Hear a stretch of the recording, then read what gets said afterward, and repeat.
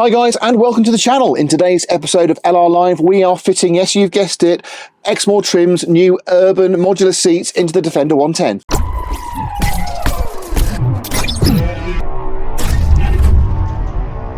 The easiest part of this job, well to be fair, it's all pretty easy, is to just remove your old seats. So we've just removed the 4 bolts that bolt these into the seat box. Now we've actually got mud seat risers in this vehicle, so if you want to know a bit more about how to remove your seats, because sometimes you have to get access to the nuts underneath if they've snapped off, the captive nuts have, check the link above because it's all in there when we actually fitted these seat runners. But for us it was a super easy job. It's just 4 bolts per seat and they're out. So what I'm going to do before I actually fit the new seats, I've got 2 things I need to do. I want to replace the seat belts, which are well overdue for replacement. They are really frayed and damaged, so I'm just a bit concerned that they're not going to pass another MOT. So we've got some new seat belts to put in there, and there are a couple of different types, so it's worth having a quick look to see which one is your vehicle specific, and it'll give you an idea of how to do it. Now it's all pretty easy. You've just got basically a point here which is a bolt, you've got a bolt at the back which holds the reel, and then there's 2 smaller bolts that hold the bracket, and they're the hard ones to do only because they're probably going to be seized and corroded. But once I've got the seat belts replaced, I then need to focus on the wiring for the heated seat. Now the method I prefer to install the switches for the heated seats is I prefer to put them into the cubby box. It's a lot easier, there's less wires flowing around. Obviously we've got this sound defeater mat system in here, so it's a bit of a rigmarole to get the wires through, but it isn't something I would do anyway. But you do have the option of running the wires up into the dash, so you've got them in front of you, the switches for the heated seats.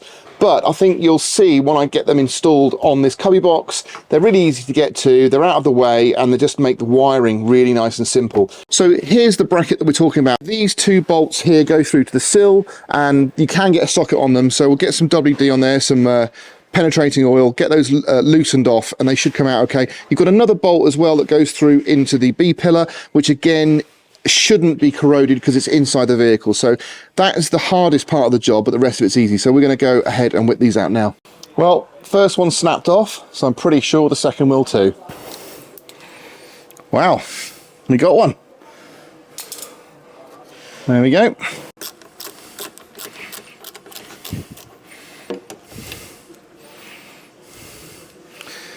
So the rest of the seat belt's quite a bit easier. We've just got a little cap at the top here we need to pop off. There. And then we've got a 17 at the top. And at the bottom we've got an 18. If you're going to be refitting your seat belts, this is a good little trick. Just get yourself a zip tie. Put it down to the bottom of the reel with it pulled out completely. Just do it up tight, and then the reel won't rewind itself, which means you've got more access, or the access you need really, for that bolt at the bottom. Otherwise you can't get a socket onto it. We were going to wait until we did all this to get this last piece of carpet out, and I think that's something I do want to do. So we're going to just undo these screws on this retaining plate here. We've got one here, and one there. We'll take that off, then that carpet should come off, and we'll just get the new carpet on there quickly like we said we would, and that'll complete the carpet fit that we started a couple of weeks ago. So I'm going to clamp the top and then glue this face here, but what I want to do is try and find the starting point for that position there. See, it's just under here. So let's have a little fiddle around. There we go. That was a good guess.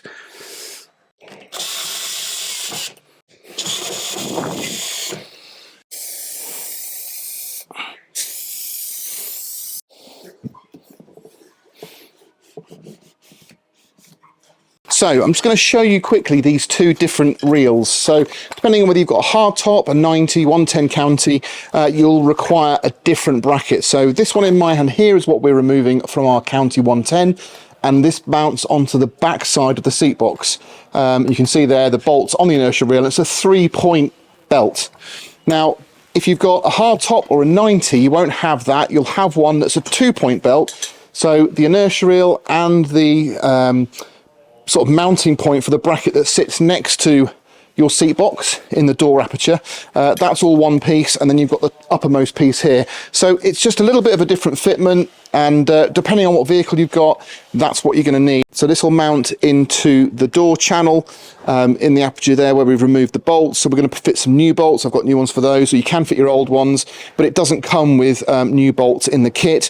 You do get new bolts, the UNF bolts here. The main fixings, the big ones, are 17, so both of these are a 17 on the aftermarket kit. And what's important is you've got this piece of foam. Now this sits in the inertia reel, so whatever you do, do not remove this until you've fitted pretty much all of this into the vehicle. So this is the last point that we fit in the vehicle, and at that point we'll remove that foam and we'll get it fitted. Now the reason that's there so the inertia reel doesn't wind itself back in again, because it will get stuck and it's really hard to release. So don't do that until right at the end. So we'll remove our sticker here. Now, the other thing I like about these is they're actually a one-piece case. So unlike the sort of factory-fitted ones, if you like, from Land Rover, they've got a plastic housing with a flappy bit on the top that always gets broken off. And that means dirt and mud and everything get into these mechanisms, making them a bit shit. So this one's a lot better. It's all encased, it's all enclosed, and it's a lot more durable. So we'll get this one fitted and I'll show you how it's done. First position is the upper position we're going to mount. And again, you've got thread lock on this bolt, so there's no need to do anything. The bolt's all there, the space is there, so just wind it in, get it started.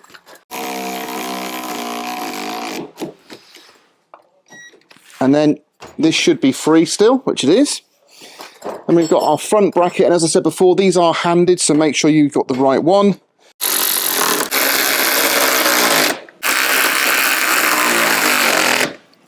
So this doesn't move at the moment because it's got this foam packing in there, so we're going to remove that. And now we can move. Now, what you want to do is get hold of your strap and just very slowly extend it. Get it in your hole, start it by hand, and you can let that off. Get it on by hand as much as you can.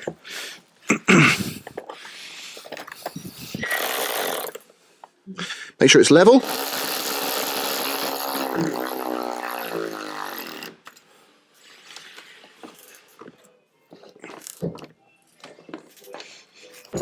See if that works okay.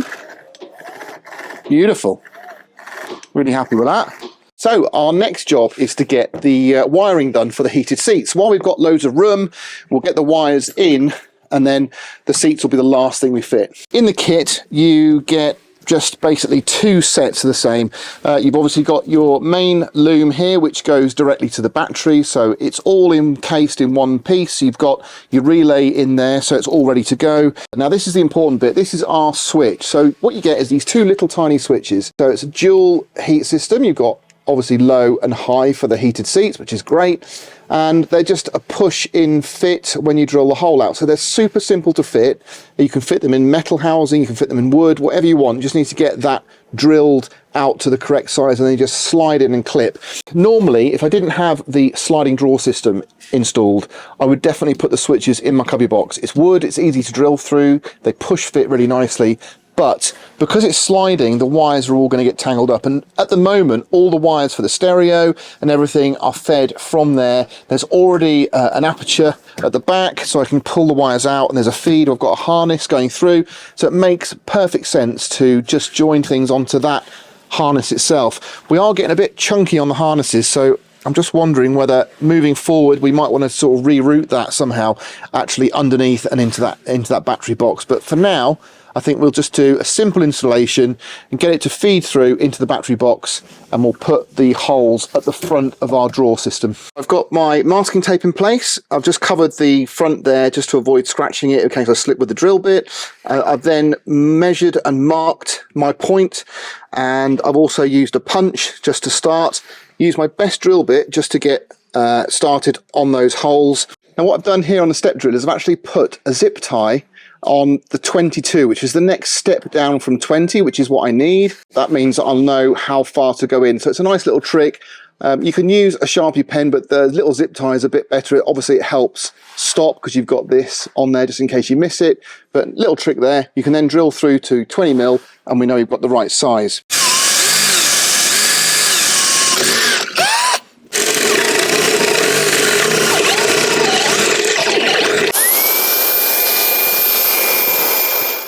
Just make sure you've got your up and down in the right place.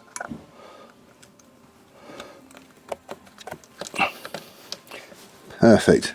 So if you've got a more modern Defender, you can run it to your fuse board and you're going to have options there for heated seat, fuse, relays, etc. But we're obviously doing it old school, we're going straight to the battery. So you've got this wiring loom. Now you've got two of these, one for each seat. So this is kind of the negative side to retrofitting heated seats in Defender. You do get a lot of wires to deal with.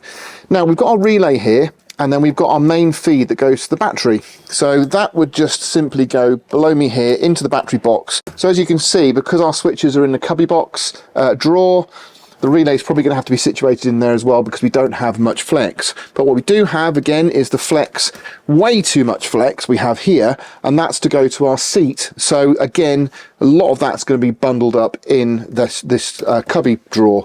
I finally managed to tidy up all the wires. I've got everything insulated, gathered together, and what I've got here is I've got my two connections that go straight to the battery. Now the positives I've just grouped together because obviously got left and right hand seats, and they're both individually fused. So I've got inline fuse down here as well. That's easy access. I can't get any further into the box, but that should be fine. So yeah, just going to get this connected up to the battery and then we should be done. Okay, so I've spoiled the surprise for you a little bit. I have actually fitted the passenger side. It's all good. Just a couple of tips. When you're moving your seat into the vehicle, take the seat base off. There's two reasons for that. One is because there's a wire tucked away, and we'll come to that in a moment, but also it makes the seat a lot lighter, easier to handle. And the other thing I'd recommend is if you can, if it makes sense, and just think about perhaps bringing the seat in from the second row doors if you can. Collapse the seat as if it's reclined forwards. Open it up to the first latch and just offer it into position like that. Out of the box, you might find your runners are slightly skew with either this way or that way. Don't worry, just loosen the bar at the front and get them just so they match up. Once you've got your front two ready, you just want to drop them into place. Okay, so once you've got your front two bolts in place, you want to lift that bar at the front. It's exactly the same as a standard Defender seat. Lift it up, slide it forwards, and then you can get access to those bolts in the back. So I just thought I'd whip out the bases and compare them just to give you an idea. Now, when I sat in the vehicle, I actually thought these were quite a bit shorter because they felt shorter, but that is because they lift your legs, they get under your thighs better because you've got loads more padding there, you can see. But actually, the profile of them is exactly the same, but you do get a really nice solid bolster there. So that gives you an idea of the difference. So now we'll put the seat base in. Careful not to trap your hose for your lumbar support. You want to just bring that forwards and slide it down there. So we've got one wire that does the back heated element, and the second wire is actually tucked away in here. So you want to pull that out, feed it through the back. There we go. Wow. The one thing I didn't check, which isn't the end of the world, but I didn't check which one was left and which one was right on my switches. So let's hope we got it right. So you've got two connectors here, and you've got your upper back, your lower seat base. So you just want to pop these in. Now these prongs in here can wiggle around a little bit, so just make sure they're pointing up when you put them in, because I won't say these aren't the best connectors in the world, but if you know how to manipulate those barbs, just get them to point up a little bit, and there you go, they're all connected up. What a difference. I'd like to do a before and after if I can. So if I've got a camera angle like this, before we put these seats in, it's not just the seats, but it's also this trim, the carpet. Do you know what? The one thing that's letting it down, unfortunately, is the cubby box. And like I said, these seats, if you saw the quick clip that I did when these arrived, I did a short just to say they'd arrived. And when I opened them, I genuinely thought they were leather. I really did. But I had to sniff them to make sure, because the grain, the texture, the feel of them is so much like leather.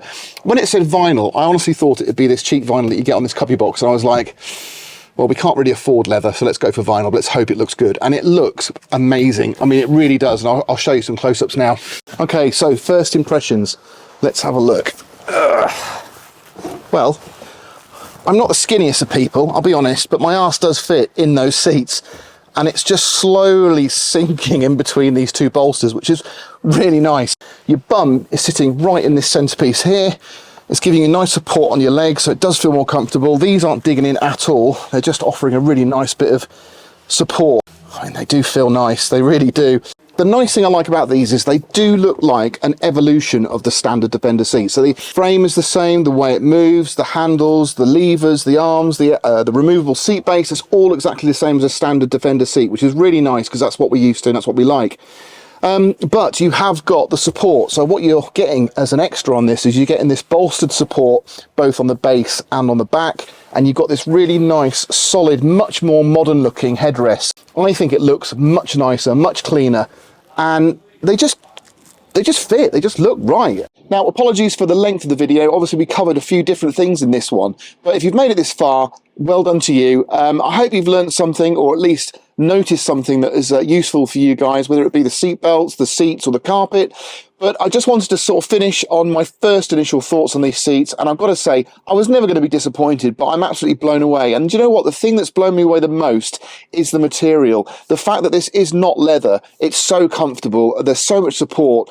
And we'll be coming back to these seats over the next few months just to see how they perform on a long-term test. We'll see how they wear through. We get some miles on them, and we'll come back to you with a bit of a report. So thanks ever so much for watching. Hope you enjoyed it. If you did, give us a thumbs up. Really looking for some more subscribers. So if you haven't subscribed, please do so. It would make a massive difference to the channel. But for now, I'll leave it to you, and I'll catch you on the next one.